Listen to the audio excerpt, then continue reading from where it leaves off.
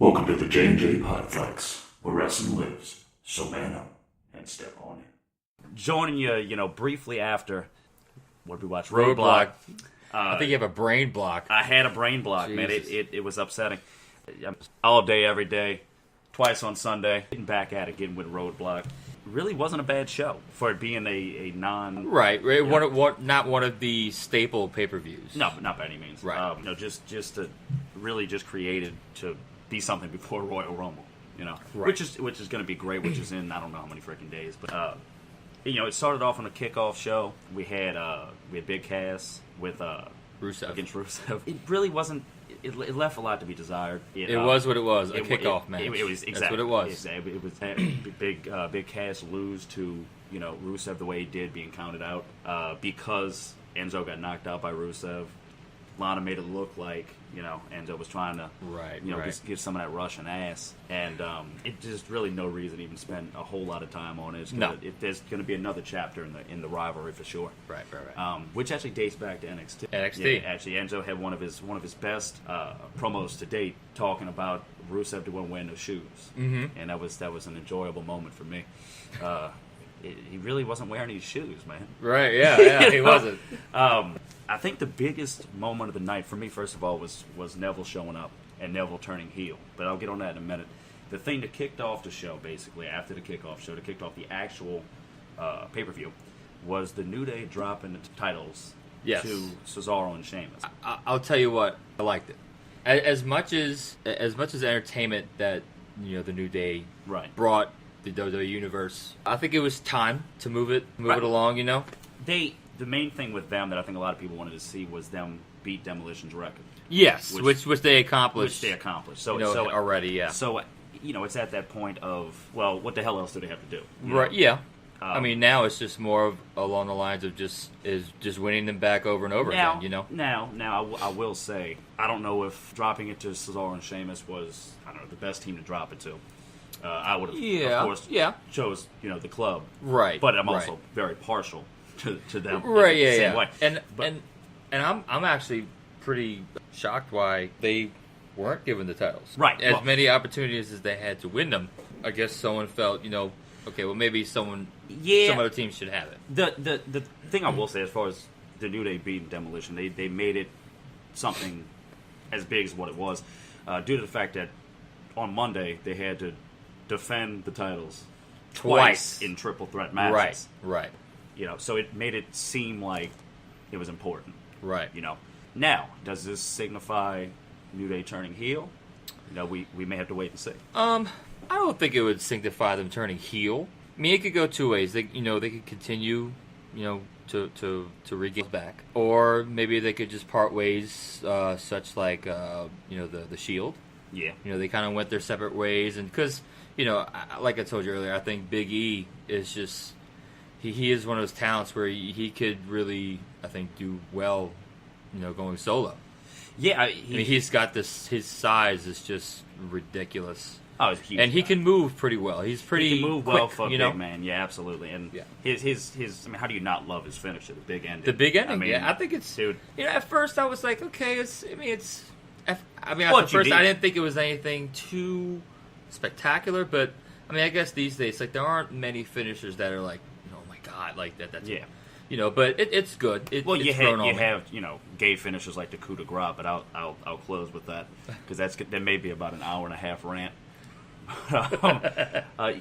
It was a good moment. It was a good match. Yes. I wouldn't say it was spectacular, but it was good. The little trickery at the end with Sheamus and Cesaro, right? Oh yeah, was interesting.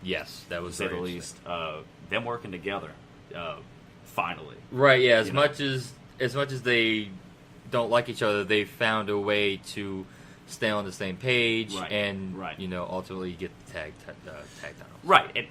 And we'll see how it goes. Yeah. But what's next? Is the question for Cesaro and Sheamus. I would assume they defended against the New Day again. Right. Yeah. But you don't foresee the titles flip flopping again. So would it be them holding it for a long time? Would it be maybe them losing it to somebody like the club? Well, obviously, I think we all know, or we both know that they more than likely won't hold the titles as long as the New Day did, because that would just, I think that would be kind of boring. It's like, all right, well, New Day just did it. Now we're going to go through it all over again. It's the New Day does it, and the team that beats them does it as well. Right, but honestly, I could see the club, getting them. I really could. Yeah. I mean, in styles we trust. But anyway. Right, yeah. But one thing I wanted to mention while watching the tag match, dude, Cesaro and Kofi, dude. Oh yeah. They have such unbelievable talent, and they can put on such a great show. Oh yeah, absolutely. I'm always any match they're in. I'm just like, wow, like that's they do great work. It's interesting because Vince's biggest knock on Cesaro is that he couldn't appeal to the fans, and that the fans love him. That's squashed. The fans love him. That doesn't exist anymore. Fans love him. I mean, who the hell doesn't? I mean, dude, I remember when I really became a fan of Cesaro was WrestleMania here, right? When he eliminated Big Show from that Andre the Giant Battle Royal, right? Like he lifted him up like it was nothing. Yeah, threw him over and he won. And then after the match, dude, Big Show went up to him, shook his hand. That's right. It's almost like not a pass the baton because he's not a giant, but respect. Yeah, props. Respect to a younger guy who has a tremendous future. And for a dude of his size, I mean, he is so strong. Oh, dude, he's strong as anything. The thing I think I have a lot of questions. Where does Sami Zayn go? Mm-hmm. I mean, you had him just last against Strowman. It's not like he beat him, although he beat him because of the stipulation. Right. Yeah, I would have loved to see that match finish. Right. Right. And yet again, I think it's more to be desired. They're going to have another chapter to whatever the hell this is. Right. But where does because Zayn's obviously a fan favorite, has been since NXT, has been since Ring of Honor, has I'm been a big since, Zayn fan. I am. He's wrestled all over the world. And where does he go now? Does he get a shot at the title eventually? I mean, I'd love to see it. Him and Finn for the title. Yeah, dude, that would be a great match. Or him and Owens. This time it's for the title. Right. That'd be. I think they need to put some title on. Yeah. He's just. Dude, I mean, hell, just let him. And if he gets traded, which I don't think he's going to, but if he gets traded, let him win the damn IC title. Oh yeah. Why not? Easily. Let him, since he's going with the underdog story, let him beat somebody like Rusev. If Rusev does indeed go back and be U.S. champ, but somebody like that to get a title, Right. It would feed to the underdog story that Daniel Bryan had as well. Yes. So basically, Sami Zayn is not this generation's Daniel Bryan because it's basically the same generation, but he's the substitute for something that we lost because we don't know that we'll ever see. Right. Which I mean, again. From what I understand, Daniel Bryan not wrestling ever again isn't really. I think he could probably wrestle maybe one or two more matches. It would have to be against somebody like, first of all, The Miz, who knows him extremely well, and this is outside of the ring. Right. Also being his trainer. Yes. It would have to be somebody that knows him so well and they mesh so well that he wouldn't hurt him. In any way. He wouldn't botch anything because they know each other too damn well. Yes. You find someone that has good chemistry with you in the ring, it'll be, Right. Which is, be great. If, Daniel behind the scenes wanted to do one more match, it would have to be somebody that he trusted. So I think that's the perfect opponent. Plus, Miz is doing some of the best heel work he's ever done. He's went from being booed out of the damn stadium to cheered. Even as a heel, just the appreciation factor. I mean, I wouldn't necessarily call him an A-lister, but yeah.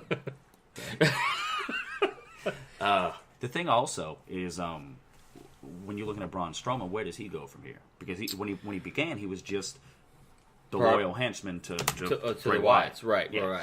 I mean, I guess they're trying to lead it up to a big Battle of the Giants type of scenario at WrestleMania. And it's funny you mentioned that because, obviously this probably won't go to this direction, but something I would like to see is Strowman versus Lesnar. Because you mentioned two big giants. Yeah, it's like I think that's something I would like to see. I just heard the ice machine. Right. Yeah.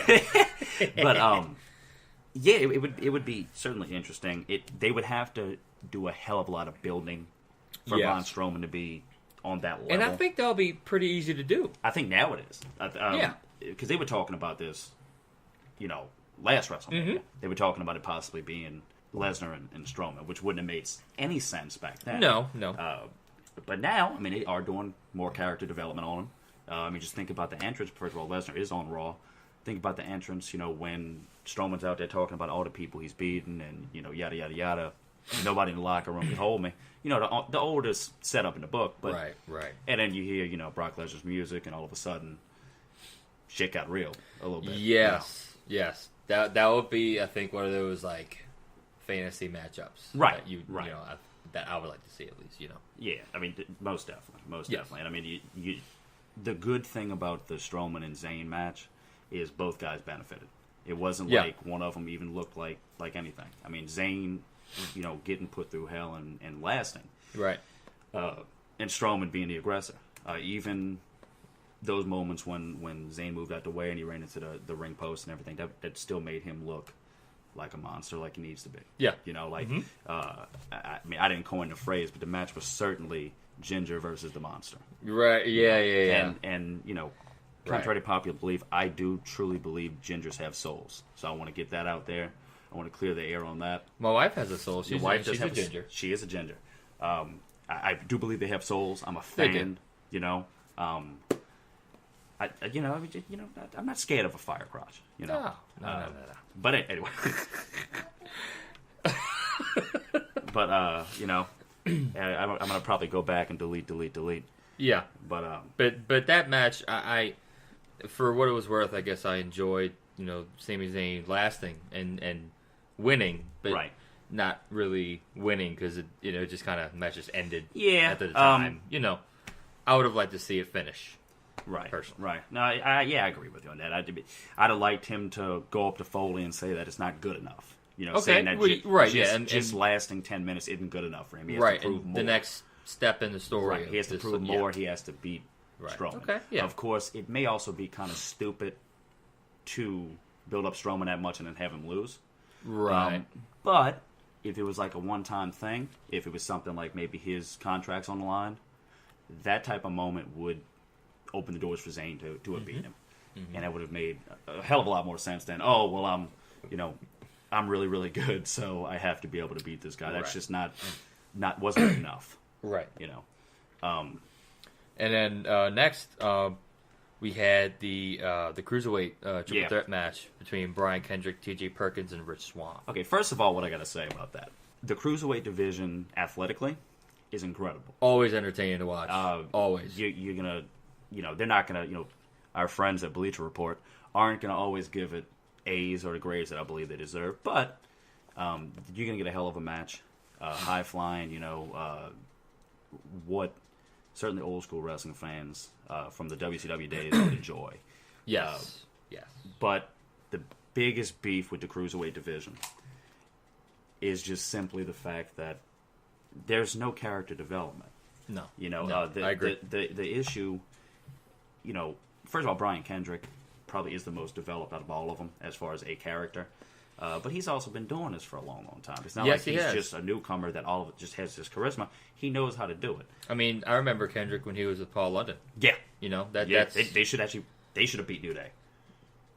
Yeah. Why not? Yeah, why? They should have beat New Day. But bring back Paul London. Yeah. Why not? Might start that as a hashtag. There you go. Bring back Paul London. London and Kendrick.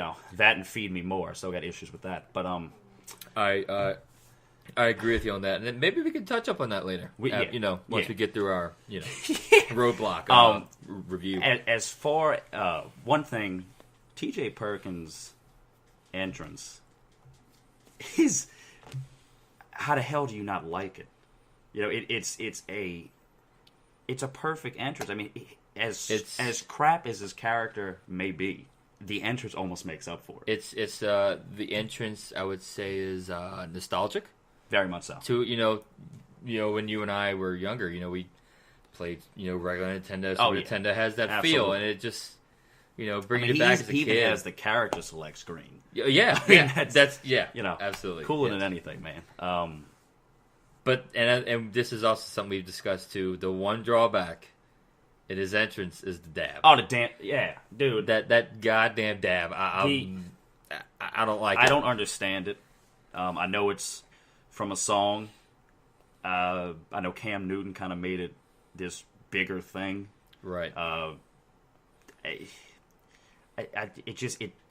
It almost, certainly when you see it, it's a downfall to it. It almost taints what is otherwise the top 5 entrance. No, not almost. It taints it. It taints it. Yeah, there's a definite taint in there. Yeah. That didn't sound right, but well, taints are everywhere. right. Taints are everywhere. You just got to make sure the taint isn't too stinky. Yeah. That might be my motto. There you go. Make sure the taint's not too stinky. Right. Yeah, that's a good. For all the young kids that are listening. Right. We do believe in Toys for Tots, and Santa's going to be there for you soon. But yeah, the dab. I mean, even in just life in general, like the dab. Like every time I go to a Pelicans basketball game, and they'll show the screen on kids, dude. The first thing to go to, and they do it like just ridiculously. Yeah, it's like, all right, lay off. I think that's even worse if you don't know how to do it, and you try to do it. Well, the thing is, they know how to do it. They kind of oversell it. Right. They do it like too fast. Like they'll do like a lot of them in a row, and or just whatever. But right. The dab. We need to put a stop on the dab. I think we need to boycott the dab. Boycott the dab. I think boycott the dab needs to happen. Hashtag. And speaking of the Pelicans, we are from the great city of New Orleans. Yes. That's about all I have to say about that. Yeah. It happens. It happens. Getting back to the cruiserweight. First of all, the thing is, we've talked. This is just the issue in itself. Is we've talked about Brian Kendrick, we've talked about T.J. Perkins, haven't even mentioned the damn champion. Right. Right. Rich Swann. Rich Swann is the cruiserweight champion. He's a charismatic guy, seemingly. I'd like to see maybe him on the mic a little bit more. Maybe something more than just character development, right. like you mentioned, coming out dancing. Right. That's cool and everything. Very good in the ring, obviously. But why should I give a damn that he's champion? Right. I mean, it's just as simple as that. I mean, at least T.J. Perkins just like, all right, well, dude has an awesome theme song. An awesome entrance. I mean, that's enough to at least be. Brian Kendrick. I mean, when he lost in the cruiserweight championships, he was almost like a feel good story. Right. Him talking about like he needs this. He needs to. This is maybe his last chance. Right. Even though he ended up being a heel, you still cared about him getting that shot and him existing again in the WWE universe. Right. So why should you care about Rich Swann? Well, I mean, I remember they did something on him about how I think he lost his parents at a young age. So this was also like a feel good story, It's a feel good story if more people knew about it. Right. If he like again on the mic, if he would say something like, "Hey, anything, this is for my parents, this is for my mom and dad or whatever," just something more than what it's been. Because as of right now, it's just you could have the damn title go from person to person to person to person to person, and you don't really care. Yeah. Unless it goes to our newcomer in the cruiserweight division. Yeah. Which to me was the highlight of the show. Neville. Dude. I mean, he comes out and he's clapping. Clapping. He does his entrance. He comes out clapping. Like and then he just nails Swann, dude. Yeah. Or maybe down the road, maybe Johnny Gargano coming in, but that's a story for another day. Right. But right. You would have to assume that Neville is the next in line for at least a shot. Oh yeah. They made him look. Neville actually looked like Brock Lesnar in that division. He came out and cleaned house. Yes. I mean, yes. They've done a hell of a job to make him a serious threat to everyone in that division. Right. Yeah, I think Neville's. I guess would you say out for blood? Maybe if that's the correct term I would to think use. that's about right. I would. He wants some gold. That's all I know. Yeah, he wants the cruiserweight gold. It's an extremely good idea to first of all to turn him heel because he was kind of as athletic as he is. Right. And yeah. who doesn't like his damn the red arrow? I mean that's a phenomenal move. But, right. But it was getting a little stale. It was getting stale. And what better way to fix it than to turn him heel? I mean, maybe they should take some notes on Roman Reigns in that way. Mm-hmm. But right.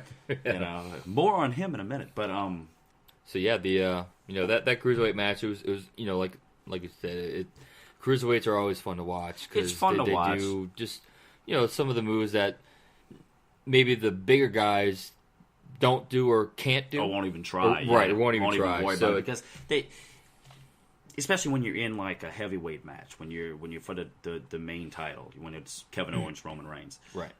You don't necessarily you want to have a hell of a match, but you don't need to really be.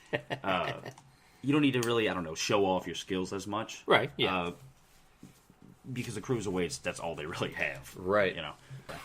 But no, like I remember when I first saw the first ECW One Night Stand. Right. Like when I think cruiserweights, I think of that match between Super Crazy, Tajiri, and what's his name, Nunzio. Yeah. Dude, Tajiri, man.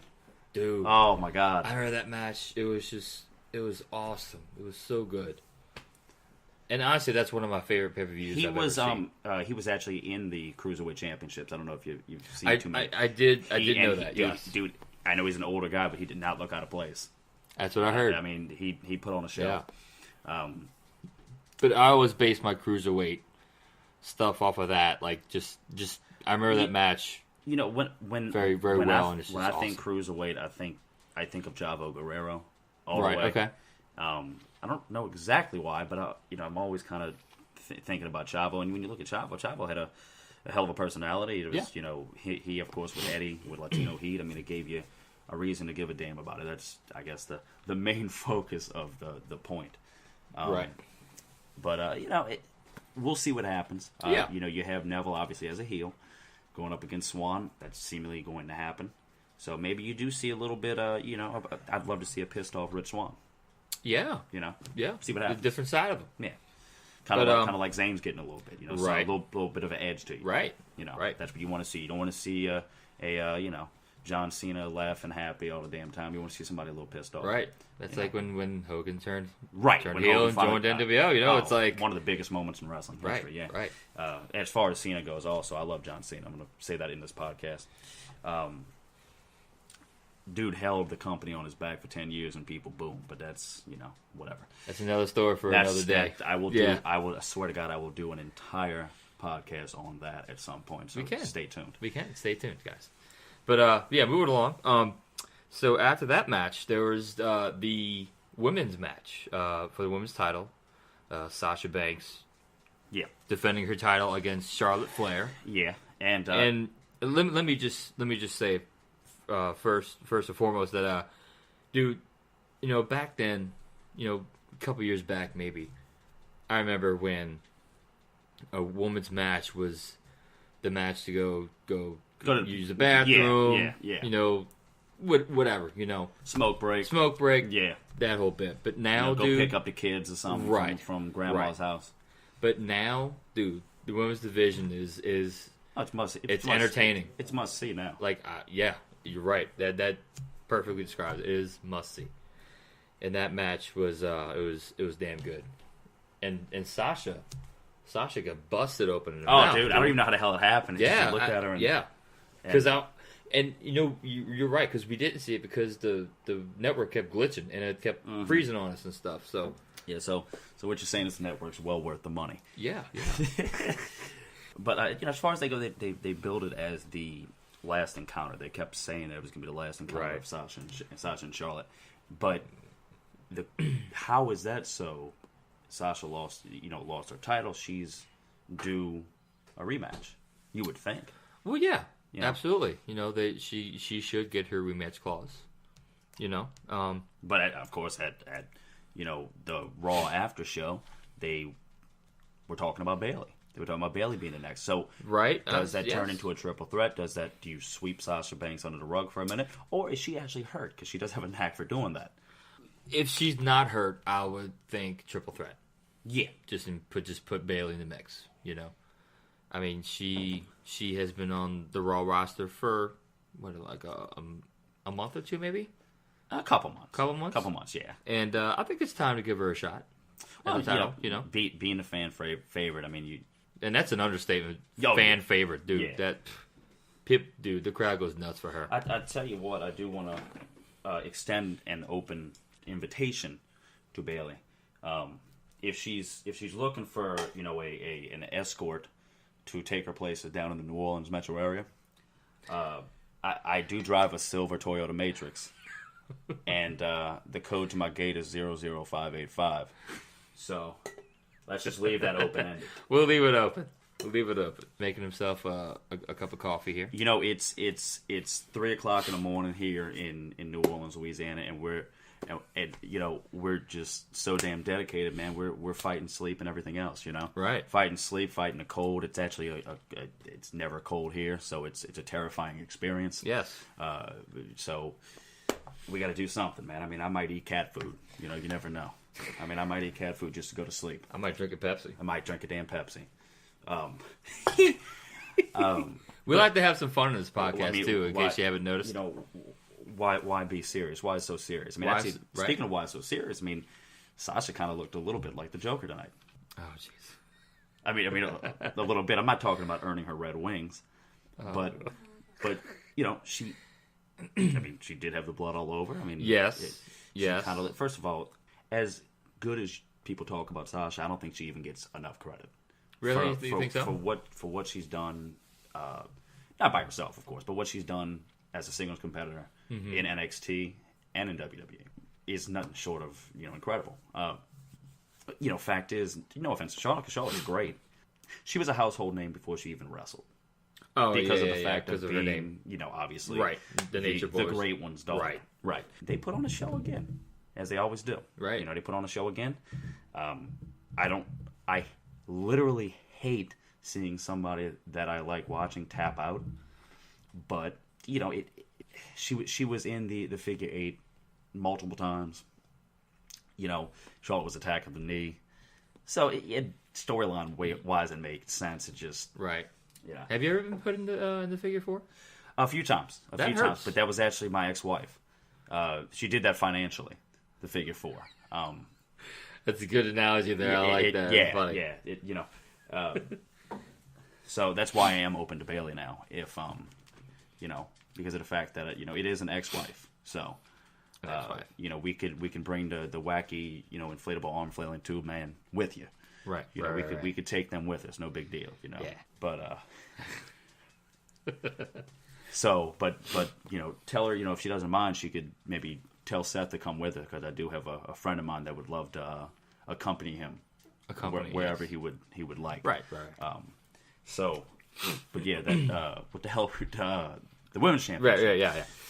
In closing, it was a heck of a match. You do have a feeling of it is the end for now. Yes. There's no way they're not going to revisit this feud. I mean, first of all, you don't have 30 women's wrestlers. Correct. You have 6 or 7. Correct. Yeah.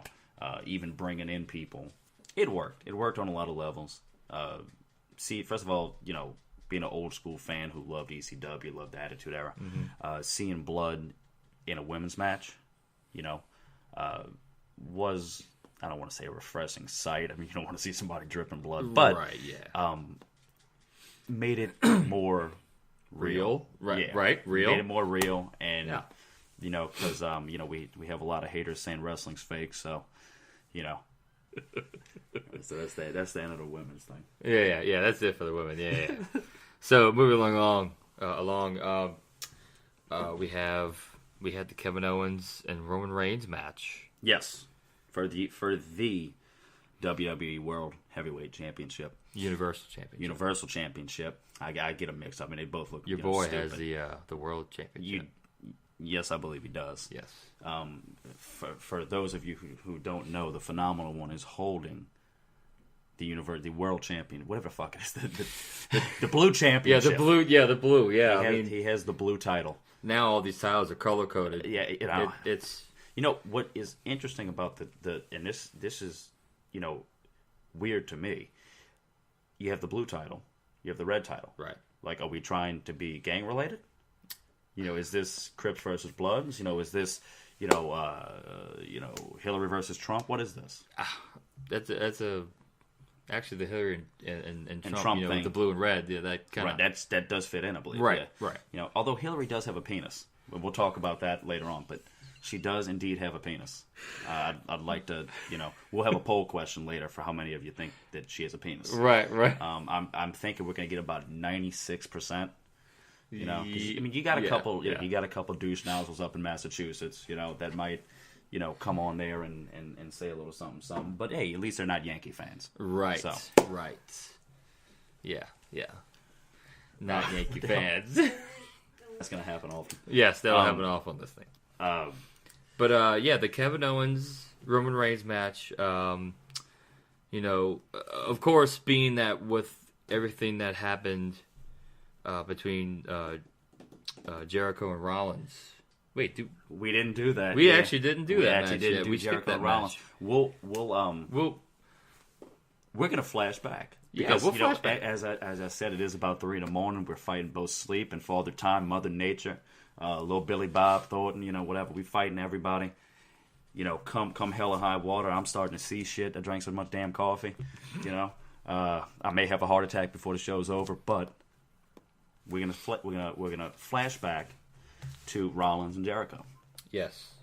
So Jericho and Rollins. I mean, Jericho is just what's the term I'm looking for here? Greatest ever. Well, besides that, because that's already on his trunk. So that's he can't be that, because then that would mean AJ Styles isn't. So, in my opinion, Jericho is. Wow. And Styles isn't. Speaking of poll questions, right. But Jericho is, I guess, would you call a student of the game? Oh, by all means. And he makes anybody around him better. Yes. And he has no issue putting over the younger guy. Correct. He does it. He does it if quite anything, often. It seems like he wants to. It seems like it's his way. It's his way of giving back to the industry. Yeah, I would think. Yeah. But the match was good for what it was. It was a feud started on the fact that Jericho cost Rollins the title multiple occasions. Right. Right. And you gotta love the pissed off Seth Rollins. You gotta love the anti-hero, if you will. Right. Seth Rollins. Yeah. I mean, first of all, I never understood why the hell he turned him heel when he came back anyway. But it ended up working out, and he had a damn good match with Jericho. Yes. I mean, Jericho and Seth Rollins are two very good competitors in the ring, and like we said earlier, Jericho is a student of the game, and I mean, you could put anyone in there with him, and yes, but indeed. it was a good old fashioned fight without any titles. It was personal.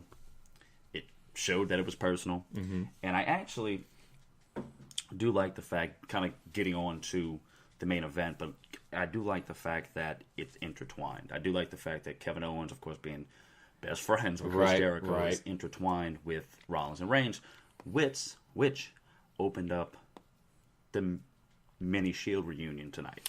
Yeah, dude. That mini Shield reunion tonight was great. I loved it. I thought it was great. If Ambrose would have came out, I'd have probably lost all bodily function.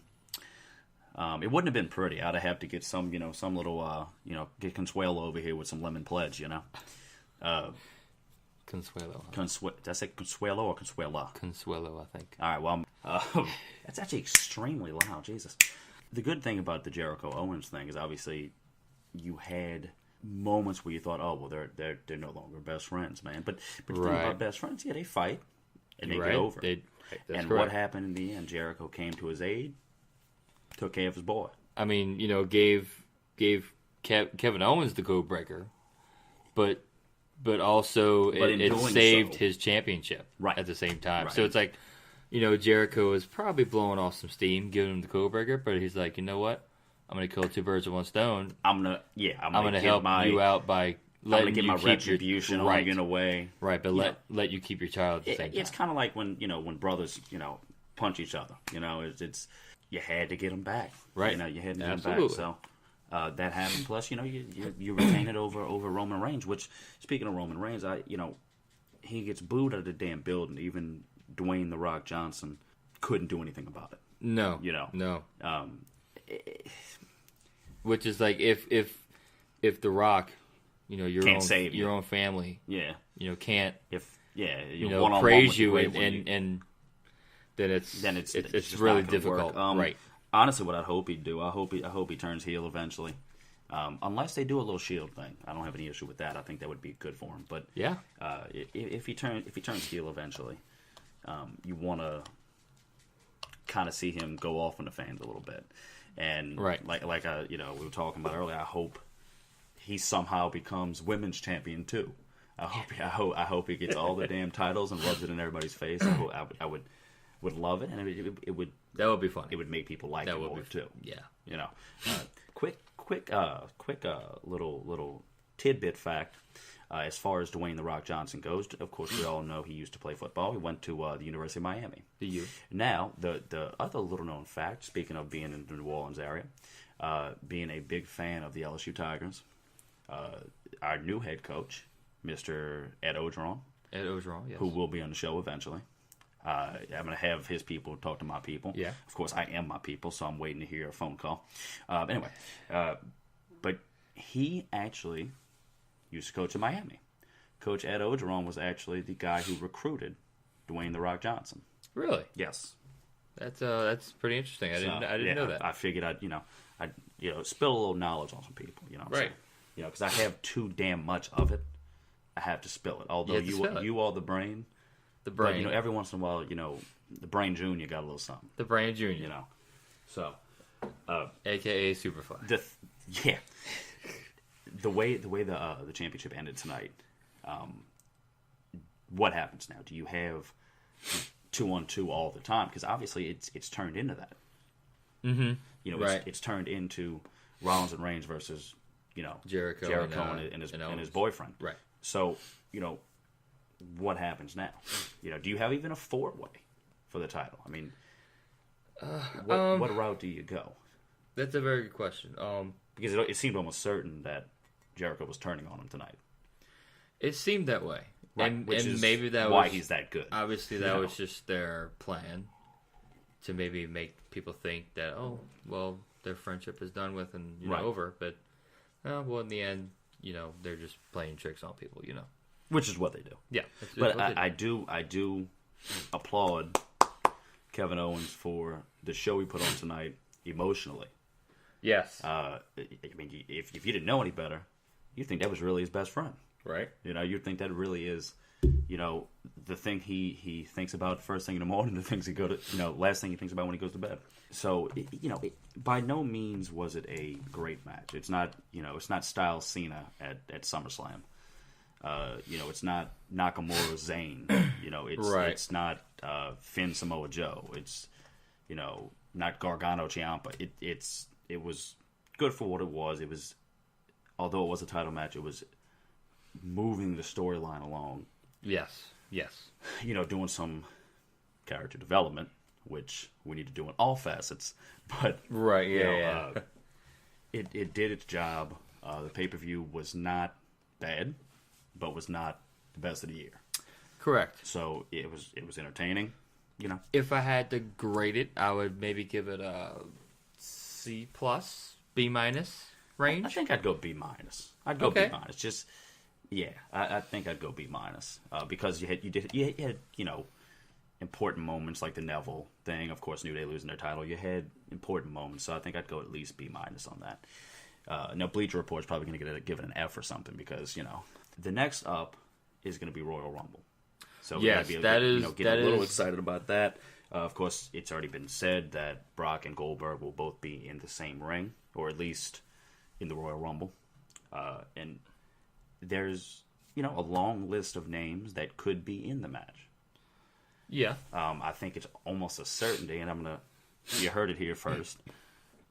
either Samoa Joe and or Shinsuke Nakamura right. will be in the Royal Rumble. Oh yeah, you think at least one of them, at least one, one of those guys from NXT will be right. Will be in the Rumble. You would expect it. It's actually been said. We were talking about Brock earlier, but it's been said that they almost want to do Samoa Joe and Lesnar at Mania, which would be cool. I would enjoy it quite a bit. That would be good. I'd love to see Nakamura Styles. You think about these dream matchups in a way of those. Although Nakamura and Styles has happened in New Japan, 3 5-star matches, by the way. That's something you need to look up, but very, very well done. But you also think about people who maybe aren't even on the roster that show up. Well, I mean, and that's something. It's funny you mention that. That's something that I enjoy seeing. The past couple of years, more than anything. Past couple of years, every Rumble they'll have like when Diesel. That's exactly what Diesel I was thinking. came out. It was like, holy crap! Like that. It's you flash back brings you time. back, dude. Yeah, absolutely. I mean, to the Federation years. That's what right, they call it. Right. There's rumors all around of all these guys who maybe on the independent scene or maybe even lower than that on TNA, but you'd love to say, oh well, Matt Hart is going to be there.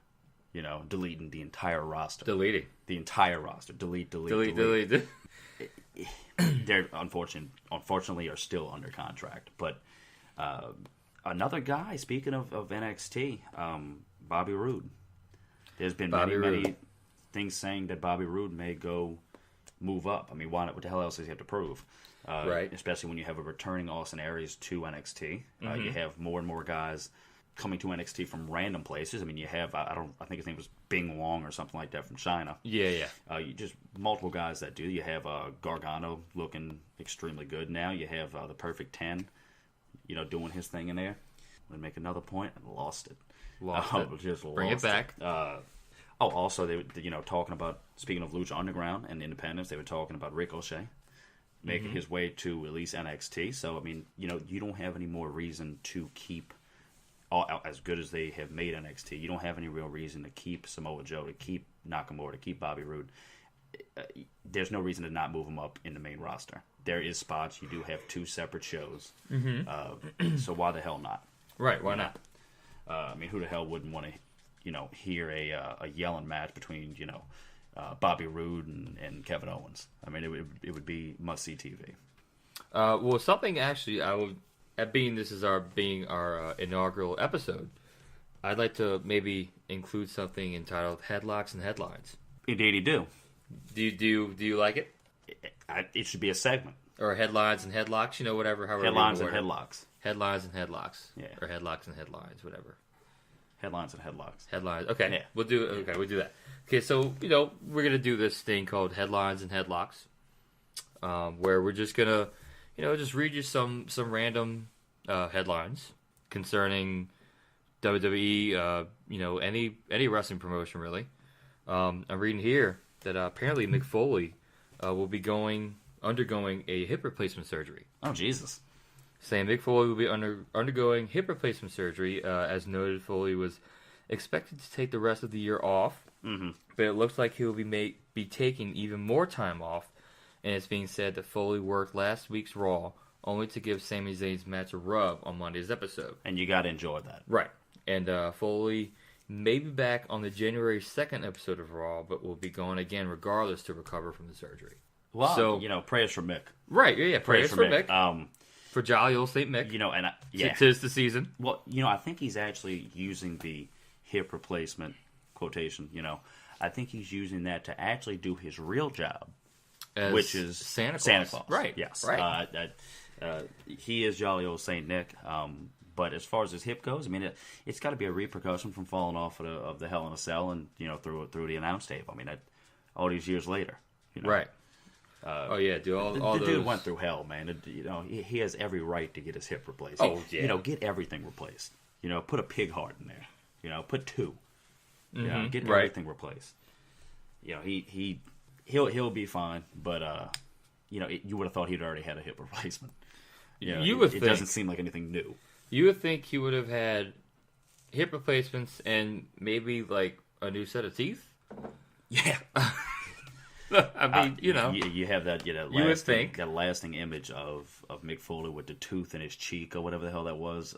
When he was talking to Zayn on Raw, did you see that? The last I think it was the last Raw or the Raw before, where him and Sami Zayn were in the ring talking, and he was yelling so hard his tooth fell out. He had to grab it with his palm. Did you see that? Oh no, I didn't. But it was pretty fantastic. Yeah. That is pretty fan-damn-tastic. Fan-damn-tastic. He might have wanted to delete that moment. Right. But maybe one or two more headlines. It says here that Shinsuke Nakamura is. Oh, okay. Shinsuke Nakamura is working hurt. Working hurt. I didn't know the Japanese could get hurt. Let's see. It says we have been told that while Shinsuke Nakamura has been appearing at NXT Live events, he is working his matches hurt. It's being said that he is clear to compete. However, he is keeping his moveset to a minimum. Oh wow! So he doesn't further hurt himself. Right. Of course. Do you think that's a bad move to have him still wrestle even though he's hurt? Yeah. I mean that could. I mean, he could potentially make it worse. Of course. While not trying to. And he's also one of the guys that is going to help bring on the new era. Right. Because he's going to move up, whether it be at Royal Rumble or not. But he, as talented as he is, you don't want it to be, like Finn. I mean, we're hurting because Finn ain't here. Right. You don't want it to be a long-term injury that could have got stopped. Right. So, if there's something, severely wrong, get it fixed now. And then supposedly Samoa Joe is hurt. Really? Yeah. As noted earlier, Samoa Joe is also sidelined with an injury. The company has been announcing at live events that he isn't clear to compete. Oh, wow. And in that it's unknown at this time what injuries they have suffered, and there's no timetable for when Joe will return. Huh. Well, I mean, I think that's painfully obvious. He should show up at Royal Rumble. Right. Well, yeah. I mean that's the. I mean, you don't even have to wrestle. Right. Well, yeah. And I think as long as these guys who put their bodies on the line for us, for our for our entertainment. Absolutely. I mean, I would hope that they would make a wise choice if they felt that maybe wrestling under their condition would make their injury worse. I would hope that they would there's such know when showman. to be like, okay, maybe I need to step back because I could further my injury and make it worse. Right. But I didn't even know they were hurt. But yeah. And to repeat one more time, this is headlines and headlocks. Headlines and headlocks. A little news segment, if you will. A news segment for the masses. Yes, indeed. Let's see. Anything? I'm just trying to read up on. So I'm sure you heard. Brock Lesnar got suspended from UFC. For a year. Now I know suspension plus his last match against I forget the name of the guy. But anyway, it was ruled a draw now. Or ruled a non-contest. No, right? Yeah, no contest. Yeah. Mark Hunt. Right. Not Mike Hunt, but Mark Hunt. Correct. Yeah. So, do you think? Now I know his punishment in UFC wouldn't really carry over to WWE. Right. I think that's how it worked. But do you think maybe his suspension in UFC for a year, maybe the like Vince and all the higher ups at WWE look at that and think, okay, well, just do you think they look at that and I think you understand that maybe he could have more time, right? Yeah. No, absolutely. I think if he's not going to be in UFC at least for a year, I think you maximize that as much as possible. Although he is on a limited appearance, in his contract. I can most definitely see Vince saying, "Well, look, you ain't doing a damn thing for the next year, so how about you come on for a couple more shows? How about you are involved in more than just big pay-per-views?" You know, Right. how about you actually, you know, break your rules and actually have a damn match on Raw for once? Right. Now, I certainly see that happening. But, you know, we will, of course, see. But really, to me, it's odd that it took so damn long for UFC to suspend him. This has been known for quite some time. This isn't like this is something new. Well, I think at first, like when we initially heard, it was just more of a speculation, maybe. Yeah. And I guess they couldn't really prove it at the time. Maybe they could. I don't know. I'm not sure how that works, but Well, you know, it's you know, I mean, I guess the way you could put it, he wasn't snorting coke like John Jones was. So I guess you know, talk about a guy who ruined his damn career. Right. You know, but who the hell ever know if he'll ever be the same fighter again? Right. You know, it is now 3:30 on the East Coast, and you know, Uncle Griff's hand is moving because of all the coffee I've drank to fight Father Time, Mother Nature, Uncle Kenny, to be here tonight. Right. So, you know, I'm happy. You know, happy I was able to make it, and you know, and to, you know, tonight was actually my bar mitzvah, and I missed it. You know, and I'm not even Jewish. Not even Jewish. Not even Jewish. But yeah, you know, so my iPad here is kind of acting up. Otherwise, I would maybe bring up one more headline, but you know, it's just kind of being weird. It's old. It was a hand-me-down. We could do it like Karnak the Magnificent did on the Johnny Carson show. We could have, 3 segments? 3 articles? Yeah, just like 3 or 4, you know, a couple, you know. So that's, you know. Right, and, you know.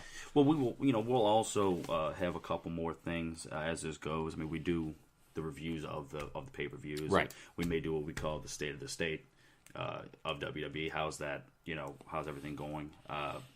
Also, we'll most certainly do countdowns, do things like the top 10 best finishers, you know, okay, yeah, the best years of you know, wrestling, yeah, the best superstars ever, best superstars, best stables, entrances, best entrances, yeah. Worst superstars ever. You know, we'll do, you know, the best AJ Styles matches ever. Or the best Jericho matches. Well, let's not get too ahead, but yeah, you know. So there's a lot left to come. Oh yes, y'all, the listeners, the fans, you know, to interact with us and, you know, let us know what y'all feel. You know, if you think that we should maybe include another or different segment, right? Let us know. Or if, you know, maybe also you know, you have a issue with some things Uncle Griff says, you could hit me up. I mean, I'm not going to really give a damn, but you know, you could try. You know, I'm hard to reach sometimes, man. You know, I'm hard to reach. I drink. And Griff's a pretty funny guy. Pretty funny guy. You'll find out more. You'll hear me chuckling and laughing throughout the show. We will talk about my stand-up career at one point too. So that being said, it's many more to come. Absolutely. That's it. There's no stopping it.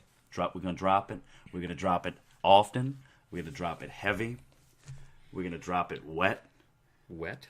Moist. It's going down. So you know, for any of you that will be listening to this, we hope you enjoyed the inaugural episode. Good rings to it. I'm actually going to leave that on there. And to all of our fans in China, I'd like to tell you I do have a couple cats I can loan you. So we'll give you a little time to get back on me on that. But you know, in the immortal words, our goal in this, in the immortal words of Ric Flair, to be the best, you got to beat the best. That's right. That is a very true statement. So, and I've met the best before. That is a pretty great thing. I have met him. That is a pretty great thing. And we will be with you many times, talking about what's on our mind, and hopefully, I don't know, might get a couple, you know, laughs here and there. Delete. Drop pipe bombs all day, every day. All day, every day. Thanks for listening to the J&J PodPlex, where wrestling is fake, so is Santa by God Claus.